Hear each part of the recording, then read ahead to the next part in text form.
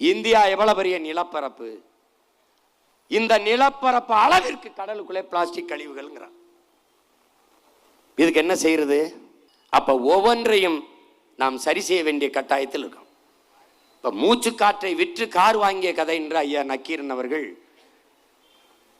எழுதியிருக்கிறார்கள். அந்த நூலை எல்லாரும் என் தம்பிகள் படிக்கணும். அதுல அமேசான் காடுகள், அங்கதான் அதிகமாக இந்த ஓசோன் காற்று உருவாகி வருது.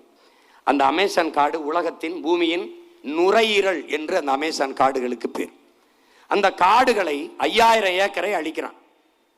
ஏன் அழிக்கிறாய்? தொழிற்சாலை தொடங்குங்கிறான். அதுக்கு என்ன வார்த்தை சொல்றான்? வளர்ச்சிங்கிறான், டெவலப்புங்கிறான். 5000 ஏக்கர் காடுகளை அழிக்கிறான். மக்கள் ஏதோ வளர்ச்சியாம் டெவலப் பண்ணி விட்டான். அதை அழிச்சு தொழிற்சாலை கட்டிய பிறகு மறுபடியும் 5000 ஏக்கரை அழிக்கிறான். இப்ப மக்கள் கேட்கிறான், ஏன் மறுபடி காடு அழிக்கிறேன்னு? இல்ல, நாங்க